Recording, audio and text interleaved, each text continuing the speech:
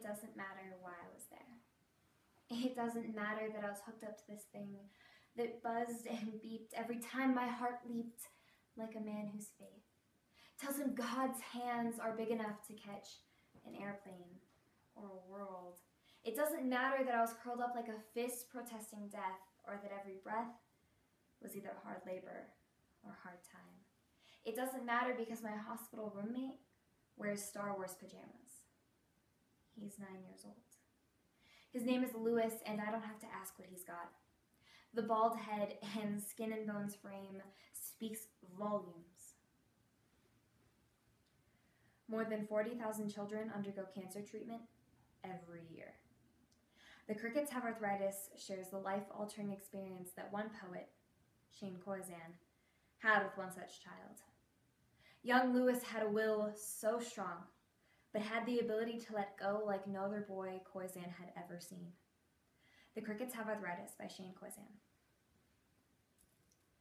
The Game Boy booms like it's trying to make him feel at home, because he's gonna be here a while, and I manage to smile, but it feels like the biggest lie I've ever told.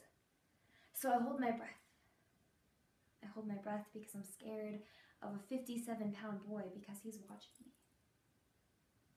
So I look away. I look away like I've just made eye contact with a gang member who's got the rap sheets the length of a lecture on dumb mistakes politicians have made.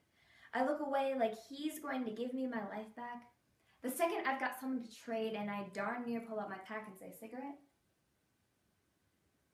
But all my fear subsides in the moment I realize Lewis is all show and tell. He's got everything from a shotgun shell to a crow's foot, and he can put them all in context. Like, see, this is from a shooting range. See, this is from a weird girl. And I realize that every knick-knack is a treasure, and every treasure has a story. And every time I think I can't handle anymore, Lewis just hits me with another story. Like, see, this is from my father. See, this is from my brother. See, this is from that weird girl. See, this is from my mother.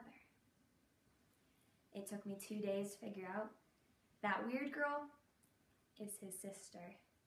And it took him about 2 hours a day after she left for him to figure out he missed her, and they visit every day and stay well past visiting hours, because for them, that term doesn't apply.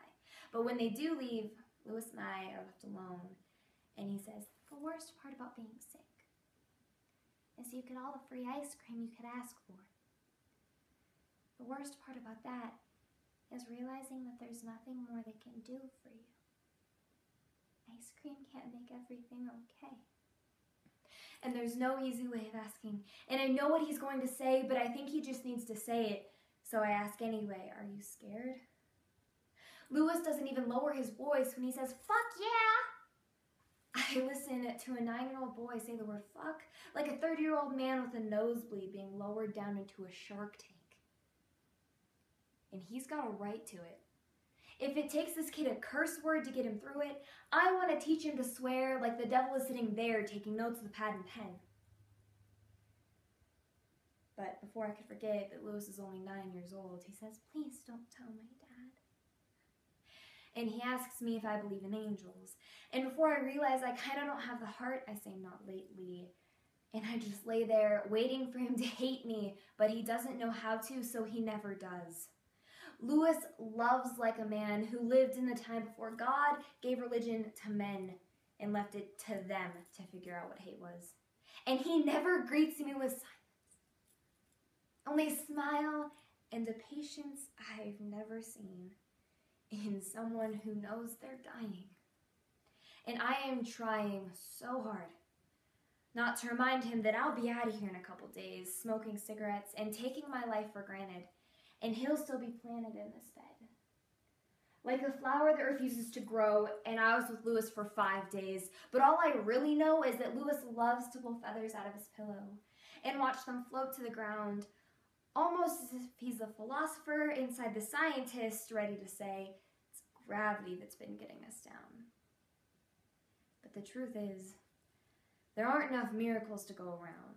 There are too many people petitioning God for the winning lotto ticket, But for every answered prayer, there's a cricket with arthritis. And the only reason that we can't find answers is because the search party didn't bother to invite us.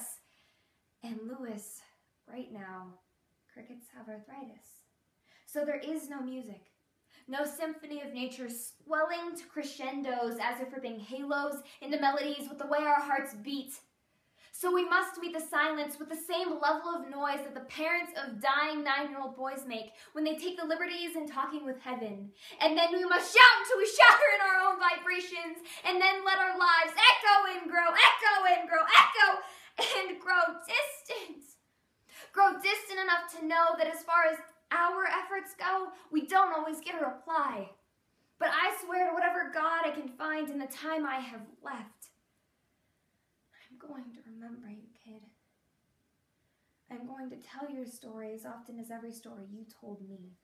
But every time I tell it, I'll say, see, there's bravery in this world. There are 6.5 billion people curled up like fists protesting death, but every breath we breathe has to be given back. A 9-year-old boy taught me that. So hold your breath. Hold your breath like you'd hold a pen when writing thank you notes on your skin to every tree that gave you that breath to hold, and then let it go. Let it go like you understand something about having to get old and give back. Let it go like a laugh attack in the middle of really good sex. The black eye will be worth it. After all, what's your night worth without a good story to tell? And why wield a word like worth if you've got nothing to sell? Because people drop pennies down wishing wells, so the cost of desire is equal to that of a thought. But if you've got expectations, expect others to have bought your exact same dream. For a hard work, hang in, hold on mentality. Like I accept any challenge, so challenge me. Like I might have brought a knife to this gunfight, but the other night I mugged a mountain. So bring that shit. I've had practice. Lewis and I cracked this world wide open and found that the prize inside was that we never lied to ourselves. We never told ourselves that we'd be easy or undemanding. So we sing in our own vibrations and dare angels to eavesdrop and stop mid-flight, to pluck feathers from their wings, to write demands that God's hands take the time to catch you. So even if God doesn't, it wasn't because we didn't try. On the day I left, Lewis pulled a feather from his pillow and said, "This is for you."